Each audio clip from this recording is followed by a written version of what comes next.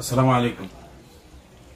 বাংলাদেশের বেশ কয়েকটি জেলা নোয়াখালী, কুমিল্লা, লক্ষ্মীপুর, ফেনী সহ ওই অঞ্চলে ব্যাপক বন্যা দেখা দিয়েছে। বন্যার যে ছবি এ পর্যন্ত সোশ্যাল মিডিয়াতে দেখলাম এবং গণমাধ্যমগুলোতে, সেখানে আমার মনে হয় স্মরণকালের ইতিহাসে সবচেয়ে ভয়াবহ বন্যা। সরকারের সর্বোচ্চ দিয়ে হলেও অন্যান্য জায়গায় কোনো বরাদ্দ যদি কাটছাট করেও হয়, আপাতত যে মানুষগুলো এখানে আছেন তাদের বাঁচানোর জন্য যা যা প্রয়োজন সেটা আমার মনে হয় করা উচিত। সরকারের যদি ফান্ড সমস্যা মনে করে, তাহলে আমাদের কাছে যদি ইন্ডিভিজুয়ালিও যদি বলে যে আমাদের ধরে দিক, প্রয়োজনে মানুষ এক একজনকে ধরে দিক, আমাকে ধরে দিক, আমাকে বলুক যে 1 লাখ টাকা দিতে হবে, একজনকে বলুক, এরকম তারা 2-4 হাজার মানুষের লিস্ট করুক, এই মানুষকে তাদের দিতে হবে, আমরা তাদেরকে দিয়ে দেব। তারপরেও খুব দ্রুততার সাথে এই মানুষগুলোর যা করা প্রয়োজন এই কাজটা করার জন্য তাদের কাছে অনুরোধ জানাচ্ছি। তো যেটা শুরুতে বলেছিলাম যে বন্যাটা কেন হচ্ছে, খুব একদম অন্তর থেকে শান্তি পেয়েছি যে ঢাকা বিশ্ববিদ্যালয়ে বাংলাদেশ সময় গত রাতে আপনার মিছিল হলো। সেই মিছিলে দেখলাম ভারত বিরোধী নানান ধরনের স্লোগান দেওয়া হচ্ছে। ভারত যদি বন্যায় যদি মানুষ মরে, তারপরে বলছে যে 7 সিস্টার দেব আলাদা করে, এই ধরনের কি কি স্লোগান দিচ্ছে, খুব খুব ভালো লেগেছে। আমি মনে করি সময় এসেছে ভারতকে দাঁত ভাঙা জবাব দেওয়ার জন্য। যদি উপদেষ্টারা মনে করে, তাহলে লুৎফুজ্জামান বাবরকে তাড়াতাড়ি জেল থেকে বার করেন, ওনাকে ওই জায়গায় বসান, উনি এগুলো খুব ভালো পারবে। লুৎফুজ্জামান বাবরকে দ্রুত এই জায়গায় নিয়ে এই দায়িত্ব দেওয়া হোক। ভারতকে কিভাবে 7 সিস্টারে কিভাবে কি করতে হয়, উল্ফাকে কিভাবে সহায়তা করতে হয়, কি করতে হয়, এগুলি উনি খুব ভালো জানেন। তো আমি মনে করি যে ভারতের সাথে এই ধরনের এই আলগা পিরিতি দেখায় কোনো লাভ নেই, তাদের সাথে সরাসরি অ্যাকশনে যেতে হবে। তারা যুদ্ধ করতে চায়। এই ছাত্র আন্দোলনে আপনারা দেখেছেন, আমি নিজেও এই গত 15 বছরে অত্যন্ত হতাশাগ্রস্ত হয়ে তারপরে বিভিন্ন সময় বলেছি যে আমরা কিসের বীরের জাতি, আমরা আসলে বীরের জাতি না, আমাদের সাহস নাই। ছাত্ররা আমার সেই ধারণাকে ভুল করে দিয়েছে। পুলিশ ধরে নিয়ে যাচ্ছে, পুলিশের দিকে চোখ রাঙিয়ে তাকিয়ে আছে, ভয় পায় নাই, গুলি করছে, বুক এভাবে পেতে দিয়েছে পুলিশের বুলেটের সামনে। অতএব এই বাঙালিকে ভয় দেখায় লাভ নাই। এই বাঙালি, ভারত যদি নাকি আমাদের উপরে আক্রমণ করে, যদি মনে করেন আমরা ভারতের সাথে যুদ্ধ করলাম, অনেকে বলে থাকে না যে ভারতের সাথে আমরা যুদ্ধ করে পারবো না। ভারতের সাথে যদি বাংলাদেশের সাথে যদি ভারত যুদ্ধ লাগে, এটা মনে রাখেন, আজকে বলে রাখলাম কথাটা, সবার আগেই বাংলাদেশের পাশে এসে দাঁড়াবে পাকিস্তান। পাকিস্তানের সাথে কৌশলগত কারণে হলো আমাদের অত্যন্ত ভালো সম্পর্ক রাখা খুব জরুরি। ভারতের বাইরে চীন, পাকিস্তান, আমেরিকা, ইসরায়েল, যার সাথে ইচ্ছা সবার সাথে সম্পর্ক ভালো রাখা যাবে। একমাত্র আমাদের শত্রু হচ্ছে ভারত। তাদের ব্যাপারে যে কোনো ধরনের ডিসিশন যদি নিতে হয়, আমার অনুরোধ থাকবে বর্তমান এই যে গভর্নমেন্ট আছে, সেই গভর্নমেন্টের যেই চিফ অ্যাডভাইজার আছেন ডক্টর মোহাম্মদ ইউনূস, আপনার কাছে অনুরোধ, বাংলাদেশের 16 কোটি মানুষ জীবন দেওয়ার জন্য, যুদ্ধ করার জন্য প্রস্তুত। আপনি শুধু সেই ক্ষেত্রটা প্রস্তুত করে দেন। আর কিন্তু আমাদের সরকার যদি চায় এই দেশে ভালো মানের হাসপাতাল তৈরি করবে, এই দেশের ডাক্তারদেরকে সুযোগ সুবিধা দিয়ে এই দেশের এই হাসপাতালের এই চিকিৎসা খাতে যে দুর্নীতি আছে সেগুলোকে ঠিক করে বাংলাদেশের চিকিৎসা খাত ঠিক করবে, আমি মনে করি একজন মানুষও ভারতে যাবে না। যখন ভারতে বাংলাদেশের মানুষ না যাবে, এটা ভারতের বাংলাদেশের মানুষের কাছ থেকে তাদের টাকা ইনকামের সবচেয়ে বড় খাত। এই খাত বন্ধ করে দেন, ভারত অনেক সোজা হয়ে যাবে।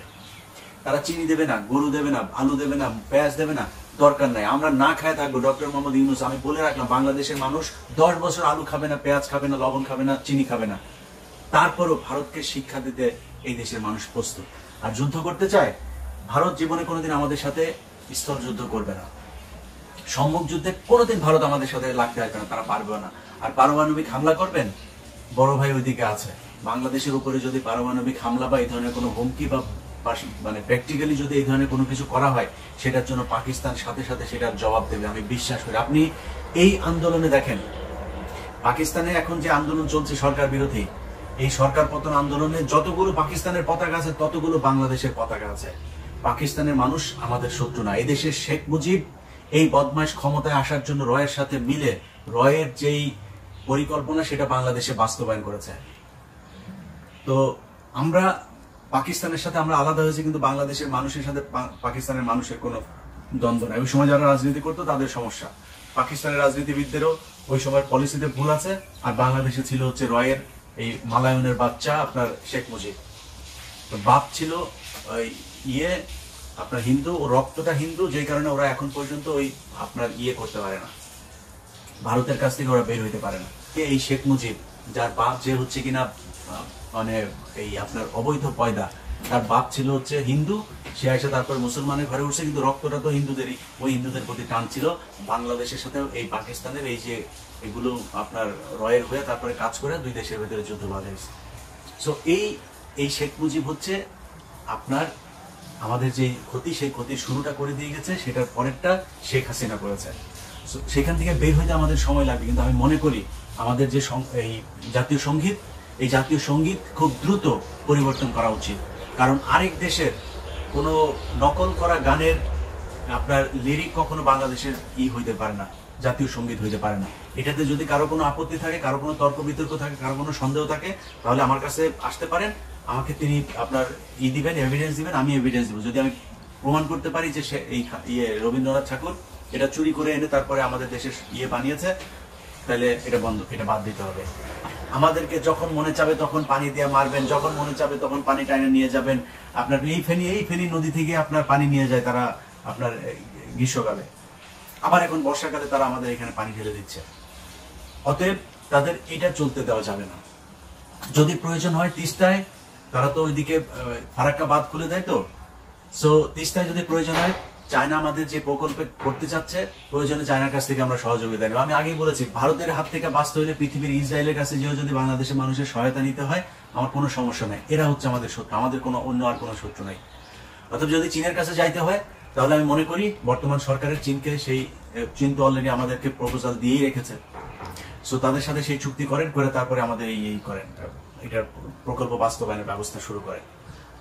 আর এরপরে ভারত যদি নাকি মনে করে এইসব পদক্ষেপ নেওয়ার কারণে আমাদের সাথে যুদ্ধ করবে, ডক্টর মোহাম্মদ ইউনূস আপনাকে বলে দিলাম, তারেক রহমান আপনাকে বলে রাখলাম, যে বাংলাদেশের 16 কোটি মানুষ যেদিন থেকে যখন থেকে ডাক দিবেন, বাংলাদেশের 16 কোটি মানুষ আপনাদের ডাকে যুদ্ধে নামার জন্য প্রস্তুত হয়ে আছে। বাংলাদেশের মানুষ যুদ্ধ করতে চায়, তারা যখন লাগতে চায় তখন আসুক। আমি বহুদিন ধরে বলছি, বহুদিন ধরে, যে বাংলাদেশের সব সমস্যার মূল কারণ হচ্ছে এই ভারত। আপনাকে বললাম, আমি আমার জায়গা থেকে আমার বিশ্বাস, মানুষের সাথে তো কম চলাফেরা হয় না, মানুষের কম মন্তব্য শুনি না। বাংলাদেশের মানুষ, আপনি যদি সরাসরি ভারতের বিরুদ্ধে কথা বলেন, মালদ্বীপের মৈজুর মতো, কিংবা শ্রীলঙ্কার মতো, কিংবা নেপালের মতো, পাকিস্তানের মতো এইসব দেশ কিন্তু সরাসরি ভারতের বিরুদ্ধে যুদ্ধ ঘোষণা করে টিকে আছে। আপনার জনপ্রিয়তা এখন যা আছে তার চাইতে আরো কয়েকশো গুণ বৃদ্ধি পাবে যদি ভারতের বিরুদ্ধে আপনি ডাক দেন।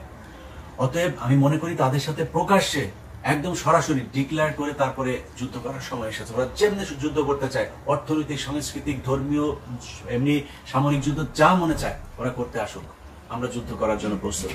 সো আমি মনে করি, যেটা আগে থেকেও বলছি, বাংলাদেশের শত্রু একমাত্র ভারত। সব সমস্যার মূল কারণ হচ্ছে ভারত। আজকে দেখেন ডক্টর মোহাম্মদ ইউনূস দেশ চালাচ্ছেন, শেখ হাসিনা যাওয়ার পরে বাংলাদেশের মানুষ বিজয় উদযাপন করছে, সেখানেও বাগড়া হয়ে দাঁড়িয়েছে এই ভারত। তারা চায় না এই দেশ ঠান্ডা থাকুক। এই যে পানি ছেড়ে দেওয়া এখন, এই যে নানান ধরনের তাদের মিডিয়াতে আমাদের দেশের বিরূপ মন্তব্য করা, আমাদের দেশের সংখ্যালঘু যাদেরকে বলা হয় হিন্দু, তাদের উপরে নানান ধরনের কল্পকাহিনী বানায় এগুলো বিভিন্ন জায়গায় প্রচার করা, সবকিছুর পেছনে দেখেন তারা। এই শেখ হাসিনা 15 বছর যে এই দেশে মানুষকে গণহত্যা করেছে, এইটার পেছনেও এই ভারত। অতএব ভারত যে আমাদের শত্রু, সেটা আমরা এখন চিনেছি। বাংলাদেশের মানুষের মধ্যে আমরা সেই পরিস্থিতিটা তৈরি করেছি, সেই মানসিকতাটা তৈরি করেছি যে তারা ভারতকে এখন প্রচন্ড রকমের ঘৃণা করে। আপনাকে অনুরোধ থাকবে, যারাই বাংলাদেশে রাজনীতি করবেন তাদের কাছে অনুরোধ থাকবেন, ভারতের বিরোধিতাটা সরাসরি করতে হবে।